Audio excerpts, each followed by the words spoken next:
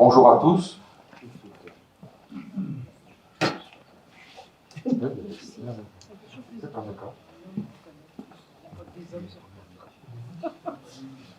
Je travaille donc au conseil départemental de l'Aude sur une compétence qu'on appelle espace naturel sensible. Donc je vais d'abord orienter ma présentation sur cette compétence, que vous compreniez quelles sont les missions du conseil départemental en la matière. Puis après, je vous proposerai certains enjeux plutôt sur la Haute-Vallée, évidemment, et le territoire Limouxin. Donc, un espace naturel sensible dépend d'une loi de 1985 qui donne une compétence au département pour protéger ces espaces. Donc, comme vous voyez la définition, c'est relatif évidemment à une richesse naturelle, mais également ça peut être un paysage. Et évidemment, le département doit se donner comme mission de protéger cette fragilité. Et donc le département peut travailler quelque part en solo, c'est-à-dire acquérir des espaces naturels, mais également travailler avec tout un cortège d'acteurs. Donc, diapo suivant. Donc nous avons pour ça quelques outils. D'abord, la loi nous a donné un outil de droit de préemption, c'est-à-dire sur des territoires définis avec les communes, le département peut acheter devant tout le monde un espace naturel mis en vente, et s'il n'est pas intéressé, il peut donner la main à la commune. La loi lui permet à la commune donc d'exercer aussi ce droit de préemption. Ensuite, donc, le département peut lever une taxe dite espace naturel sensible sur les constructions neuves, hormis logement social et bâtiments agricoles. Donc le département dispose, et chaque département qui se sent emparé de la compétence, dispose d'un budget propre réservé à des objectifs espaces naturels sensibles, tant pour protéger la biodiversité que pour essayer de promouvoir des sports de nature en rapport avec l'environnement. Et donc, plus particulièrement au niveau audois, nous avons mis en œuvre avec les associations naturalistes locales un inventaire des sites naturalistes. Donc ça, on y revient, c'est un très gros outil qui nous aide beaucoup pour développer cette politique. Et pour finir, si je puis dire, le département, les élus ont voté une stratégie départementale pour la biodiversité, c'est-à-dire qu'ils ont voté une sorte d'interprétation de cette loi aux caractéristiques audoises. On va y venir. Diapo suivante. Donc voilà cette carte des sites naturalistes audois. Donc vous avez 220 sites qui vous sont présentés, avec derrière, vous voyez un dégradé de couleur, c'est que dans chaque site, il y a une fiche associée qui permet en fait de connaître toutes les espèces, les habitats patrimoniaux, toutes les menaces, tous les enjeux, et on arrive à une note qui a été inventée donc par nos partenaires associatifs. Et c'est pour ça que vous avez des sites en rouge, des sites en orange et des sites en jaune. Donc il y a des, en rouge, on est sur une note de 8 à 10, ensuite 5 à 7, etc. Donc vous voyez, on y reviendra donc sur le territoire qui nous intéresse. Le secteur est bien pourvu. Ça veut dire quoi, 8, c'est pas bien? C'est une note de 8 sur 10 en général, c'est quand même sympathique. C'est un site très riche, évidemment, de 0 à 5, on est vraiment sur quelque chose de beaucoup moins riche. Il y a quelque chose, bien sûr, puisqu'il a été identifié, on a 40% du département, vous voyez qu'il y a du blanc. Donc non seulement on n'est pas au courant de tout, c'est un travail de longue haleine, mais on peut dire qu'au centre de Carcassonne, de les îles de Limoux, il n'y a pas d'enjeux particuliers qui nous ont permis de créer un site particulier. Mais bon, c'est pas du tout notre territoire. Là, on a subventionné la mairie de Leucate sur une mare ossistude qui se trouve en plein milieu de l'urbanisation pour Leucate. Donc on les a subventionnés pour protéger et également mettre en place des panneaux pour la découverte pour le grand public. Donc on y reviendra. Là, donc, c'est la stratégie départementale pour la biodiversité votée par les élus, où en dehors d'items très banals, vous voyez qu'on a fait ressortir les eaux humides pour préserver la ressource en eau. Donc je ne vous fais pas un dessin avec tous les aspects climatiques en ce sens que l'on connaît sur le département. On parle aussi des plantes et de la faune invasive, ça on pourra y revenir.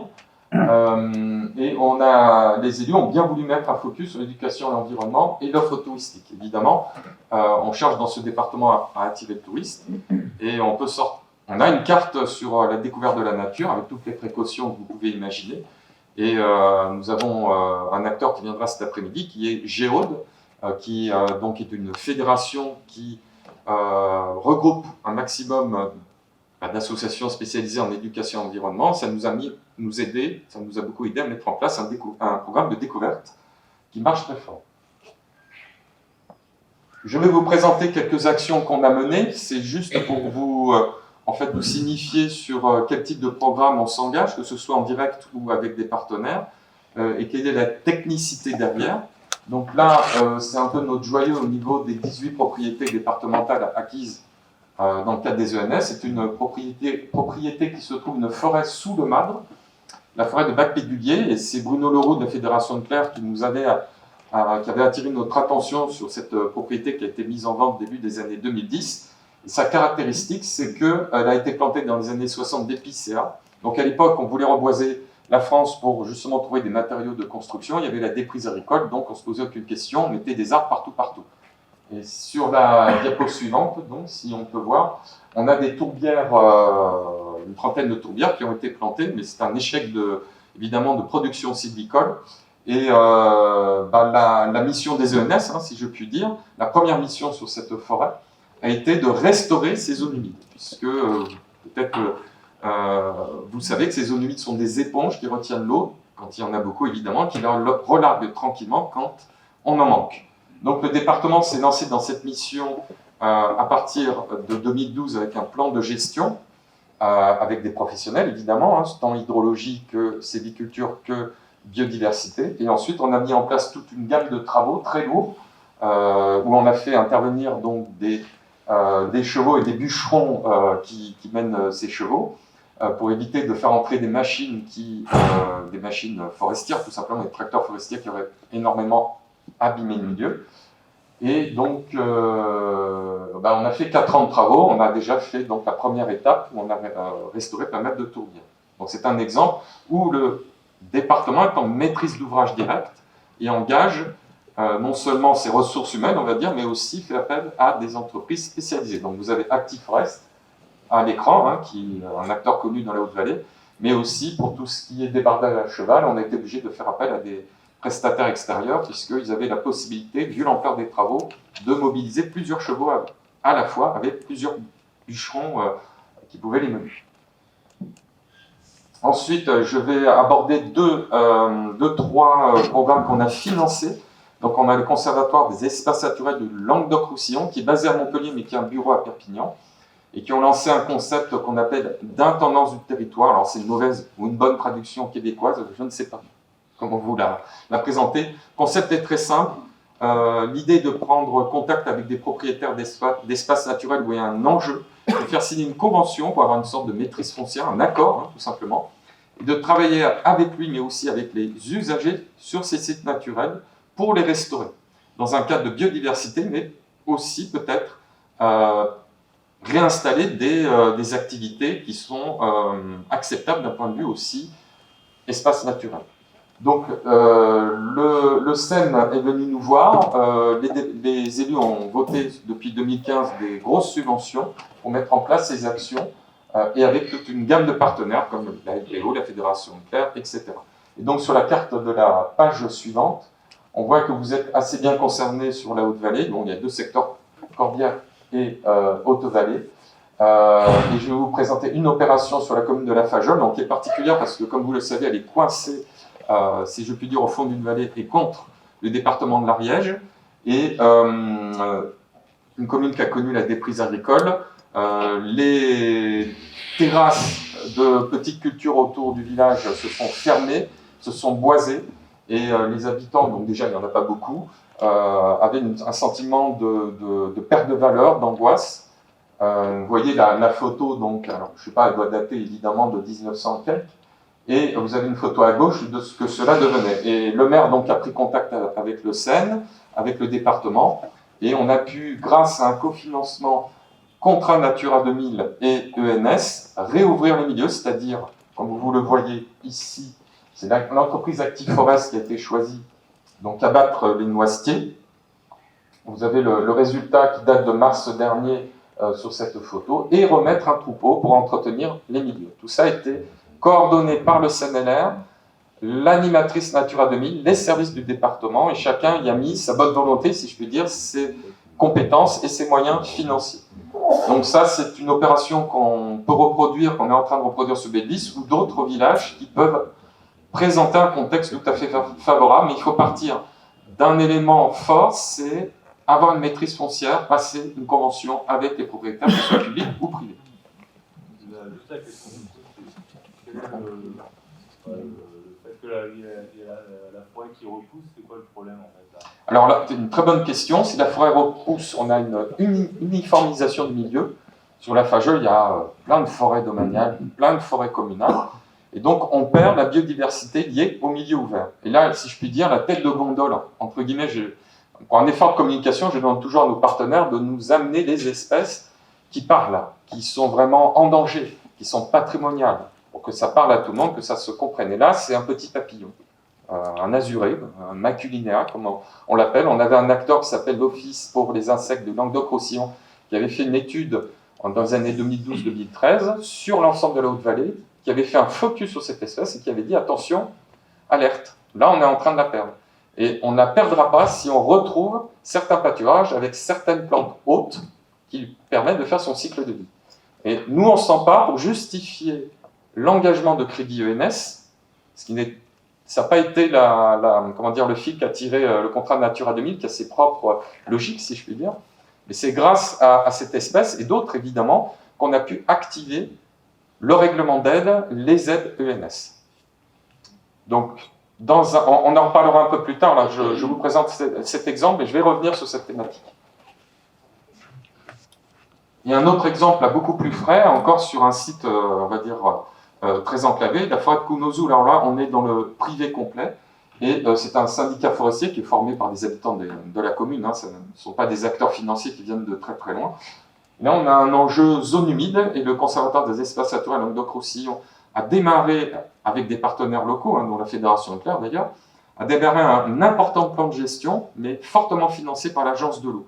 L'Agence de l'eau a demandé à ce qu'on ait une forte étude hydrologique pour savoir ce qu'il se passe d'un point de vue justement service écosystémique sur tout ce qui est qualité de l'eau, en quantité, en qualité. Et donc c'est un plan de gestion qui va être fini dans une grosse année, mais qui va derrière permettre d'engager des actions de restauration des tourbières, de remise en place d'un troupeau. Et l'originalité, c'est que quand le conservatoire a pu donc investir, si je puis dire, cette forêt, il travaillait à la découverte des espaces forestiers assez particuliers, qui sont ce qu'on appelle des vieilles forêts. C'est-à-dire des forêts qui n'ont plus été exploitées depuis des dizaines et des dizaines d'années, et qui ont des vieux arbres, une certaine biodiversité liée à ces vieux arbres qui peuvent être morts, cassés, qui amènent une certaine biodiversité. Donc c'est pour vous montrer que c'est un exemple qui vous permet de montrer qu'on part sur une thématique particulière, mais on peut rebondir sur d'autres thématiques. Et là, sur cet aspect de vieille forêt, c'est j'ai envie de dire, une thématique à la mode, puisque le Conseil régional a fortement financé des études de repérage de ces forêts, d'inventaire, et que on tire une ficelle et on peut trouver d'autres éléments, d'autres thématiques à travailler derrière, et surtout sur lesquelles on peut avoir des retombées claires sur le territoire, et qui soient donc dans le cadre de l'intérêt général. Quand on a inauguré le chantier de la Fageole, il y avait la sous-préfète qui est venue, puis avec tous les acteurs locaux, et je peux vous dire que le maire était très content d'arriver au bout de cette étape qui a duré 2-3 ans, mais on y est arrivé, et on a remis en place un troupeau, et on se sent mieux dans ce village. Ça peut aussi être un facteur d'attractivité touristique pour remplir les gîtes. Et le dernier exemple, donc là, peut-être vous en avez entendu parler, à Bugarache. Donc c'est Yves Rouleau, là, on l'a cité, on peut le reciter, ou Thierry également, habitant cette commune, se sont aperçus, il a commencé à en parler, qu'il y avait un retour de population de vautours, et qu'on avait peut-être un très bel outil pour faire découvrir cette population, et surtout changer les idées reçues auprès du grand public. Donc un contact a été pris avec mon service, la commune a joué le jeu également, et ce partenariat LPO commune-département a permis de mettre en place cet observatoire, c'est-à-dire que le département a acheté une placette pour justement mettre tout ce qui était cadavres issus d'élevage. Alors tout ça est fortement contrôlé par l'État, évidemment par les services de la préfecture.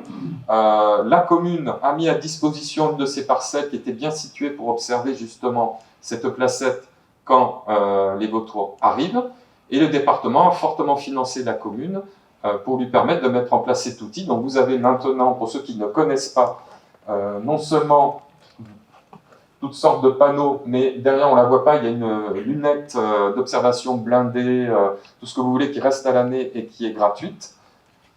Et là, la dernière opération qui a été lancée par la LPO et qui a été financée également, c'est la mise en place d'une caméra sur la falaise de Ginol qui permet de retransmettre un dortoir à vautours, voire dans le meilleur des cas une reproduction, donc on voit les petits grandir, vers le château de Bugarache qui a été restauré. Donc encore une fois, là, on s'empare d'une particularité en termes de biodiversité de ce territoire pour renforcer l'attractivité touristique, mais faire du tourisme intelligent. Et vous avez vu les chiffres, on a un éco-compteur qui vient placé, on a 8 à 9 000 visiteurs par an. J'en ai fini avec les exemples, et là je vais plus m'attacher aux caractéristiques du territoire. On peut changer de diapo. Donc on ne voit pas très bien, je vais me mettre de l'autre côté. C'est un peu trop clair. Mais bon, vous voyez le territoire, on a Bugarache ici, et on peut monter jusqu'en haut de la carte pour redescendre sur le territoire qui nous concerne. Donc plus on s'éloigne, on va dire, du côté fortement vignoble, plus on se rapproche des Pyrénées, plus on a de sites de l'inventaire et de mieux en mieux notés, c'est-à-dire des sites qui accueillent de plus en plus de biodiversité. On peut avancer le diapo. Donc c'est une mosaïque de milieux naturels. J'ai commencé à vous en parler, on part d'à peu près 150 mètres d'altitude à Limoux et on finit au point culminant du département. Là aussi, j'ai commencé à l'aborder, on est sur des secteurs soumis à une forte sécheresse ou à une forte pluviométrie. Alors ça peut être surtout, évidemment, en haute montagne, mais ça peut être bien sûr en plaine sur les fameux épisodes Sévenol. On parle de forêt de chêne vert, on arrive à des traits sapinières d'altitude. On parle de pelouse méditerranéenne, c'est-à-dire des pelouses sèches, où on a des cortèges d'orchidées, par exemple, et on se retrouve avec des pelouses alpines sur le Madre, avec également des tourbières. On a des falaises et autres crêtes rocheuses ventées et des vallées très encaissées des gorges, donc c'est quand même sacrée variation, et des ruisseaux intermittents qui coulent une partie de l'année, comme des torrents de montagne qui ne seront jamais à sec, et qui descendent la montagne jusqu'au fleuve Aude. Et enfin, donc, de la vigne comme des pâturages d'éters et des troupeaux en transhumance. Donc c'est une liste non exhaustive, mais ça nous met quelque part dans le bain. Alors quels sont les enjeux? On a commencé à en parler, donc on perd des zones ouvertes, c'est-à-dire des prairies, puisqu'on a une pression des ligneux, donc de la forêt, qu'elle soit gérée ou non, et par des prises agricoles, souvent. Les forêts de production, eh ben, on en a, comme je l'ai dit, mais on a aussi celles qui sont issues de l'abandon de terres agricoles. Quand je dis forêt de production, c'est qu'elles sont gérées tant par l'ONF que par des privés. Oui, j'ai dit à un moment lignerie que c'était les arbres, quels qu'ils soient, les arbres arbustes qui poussent et qui ferment le milieu, comme on le dit un peu dans notre jargon. Est-ce qu'on peut, par rapport à ce que tu dis, très simplement, est-ce qu'on peut résumer les forêts vieilles, ça a vraiment un intérêt pour la biodiversité, par contre les forêts jeunes... Alors j'y viens plus tard parce que c'est sur un débat. Bon, les forêts jeunes, ça dépend de quelle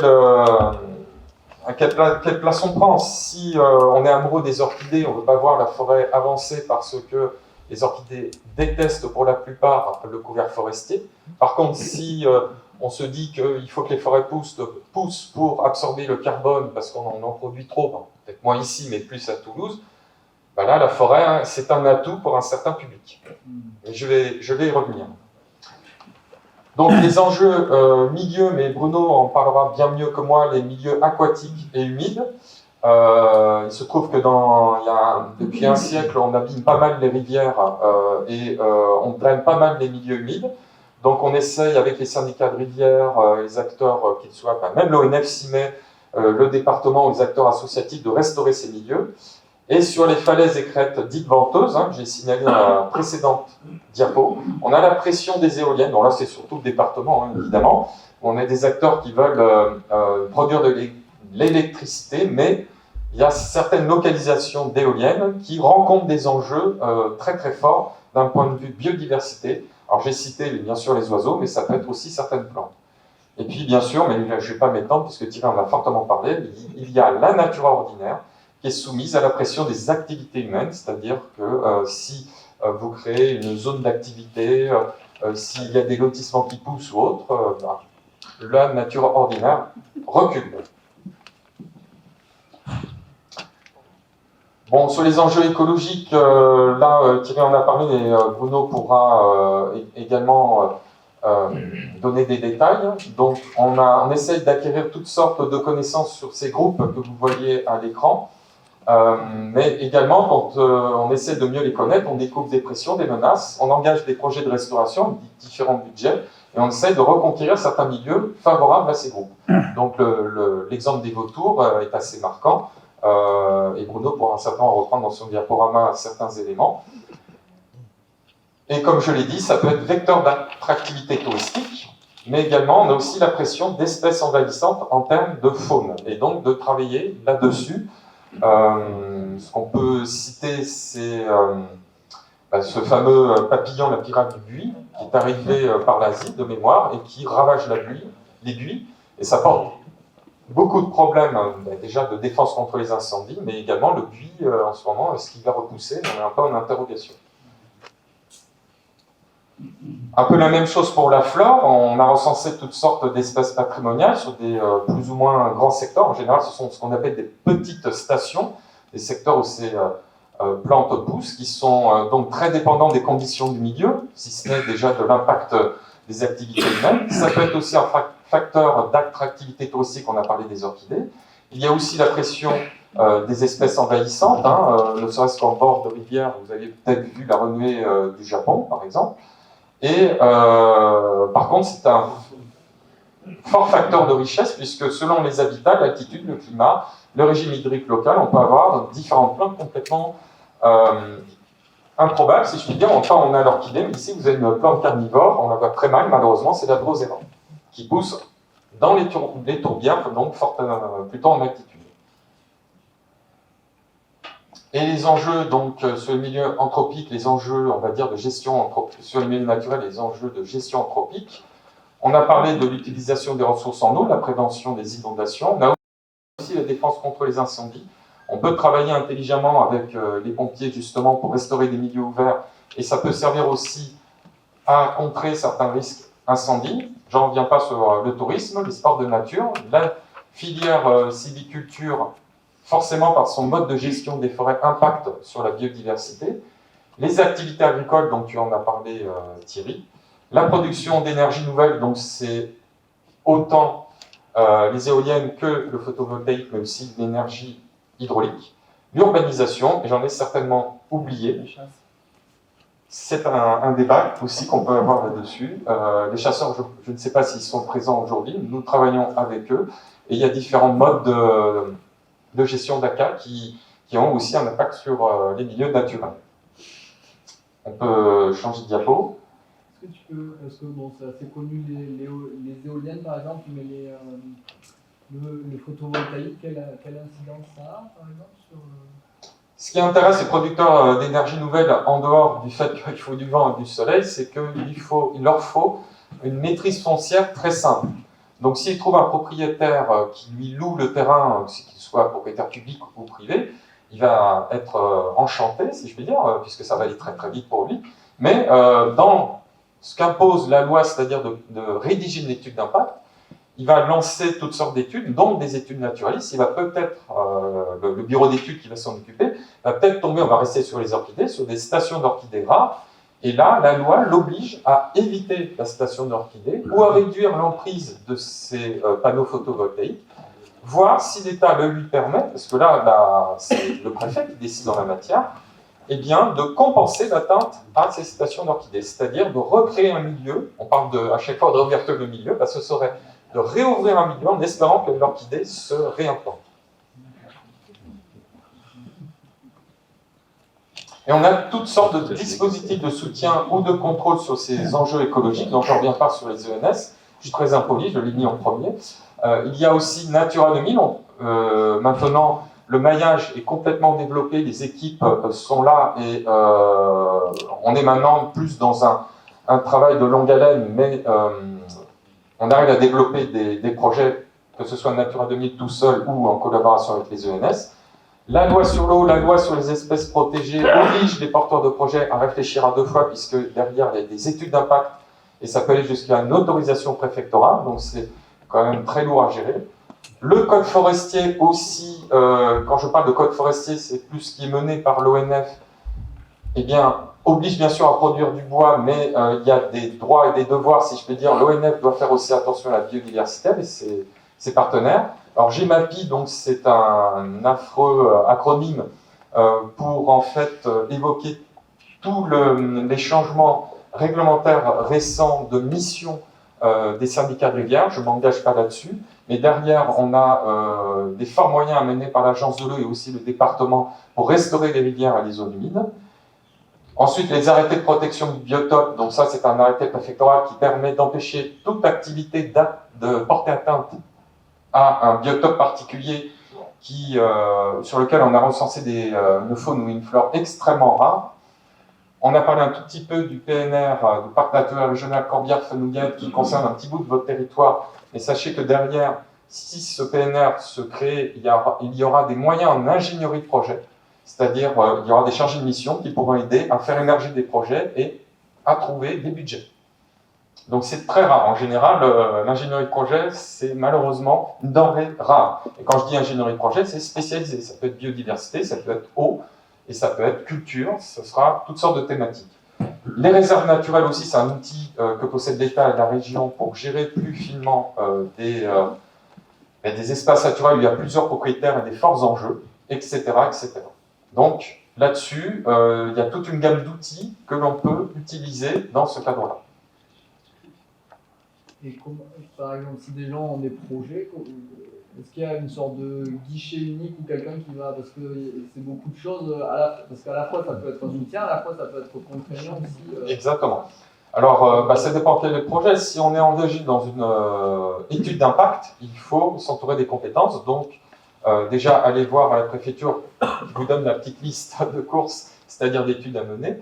Et ensuite, trouver des bureaux d'études qui peuvent réaliser des études qui seront contrôlées par le service de l'État. Si on est sur un projet plus vertueux, il faut contacter soit les associations, soit l'animatrice Natura 2000, parce qu'il y a une animatrice sur le secteur qui nous concerne, soit le département, et on voit comment on peut monter l'affaire avec les bons partenaires. On essaie de trouver le cercle vertueux adapté au contexte.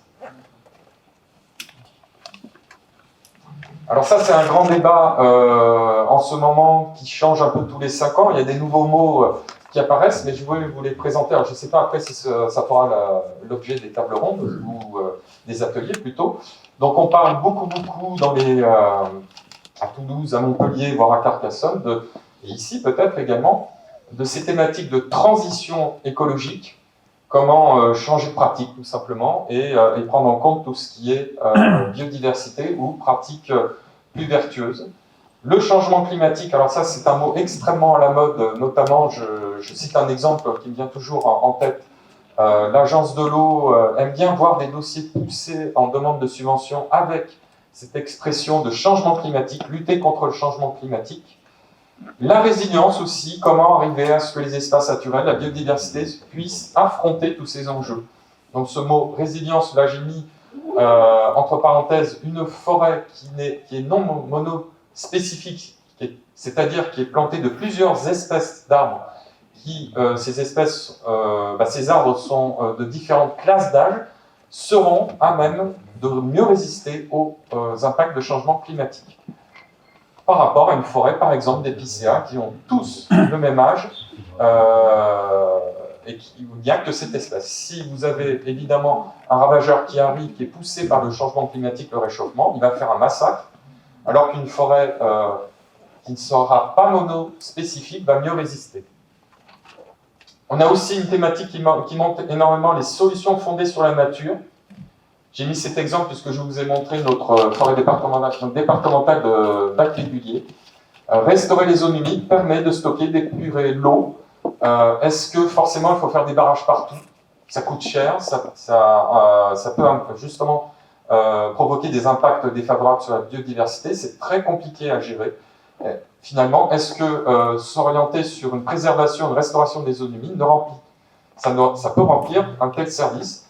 Et l'étude qui avait été menée en 2010 pour inventorier toutes les zones humides en Haute-Vallée avait calculé, semble-t-il, que en fait, essayer de restaurer, de préserver toutes les zones humides de la Haute-Vallée rendait le même service que de stocker de l'eau sur les barrages de Matemal et puis Valador. Donc ça, c'est un hydrologue qui avait mené ce calcul. Et c'était un peu une phase un peu phare qui avait été sortie de tous les rapports. Alors, qu'il se soit trompé de 10, 20 ou 30%, je pense que quand même, on a pu mettre en avant que les zones humides apportaient un vrai service dans l'intérêt général et pour cette problématique très compliquée de gestion de l'eau. Et je vous en ai parlé donc un tout petit peu, le stockage carbone aussi, ça c'est une thématique qui monte énormément. Faut-il planter des forêts? Faut-il laisser la forêt gagner? Ou faut-il conserver le carbone sur pied? Exemple des vieilles forêts. Donc ça, c'est quelque chose qui monte sur Toulouse, sur Montpellier, à Paris, etc. Et ça peut être un enjeu sur lequel la Haute-Vallée, enfin tout le territoire donc, du RTE, de ces débats d'aujourd'hui, devra se pencher. Mais je n'oublie pas évidemment quand même que disposer d'une telle richesse sur ce territoire, de tels paysages, ben, ça mène tout simplement du plaisir, une certaine satisfaction, une certaine, cette contemplation plaît à certains publics, tant aux habitants qu'aux personnes qui viennent visiter ce territoire. On peut changer de diapo. Et bien, c'était la dernière.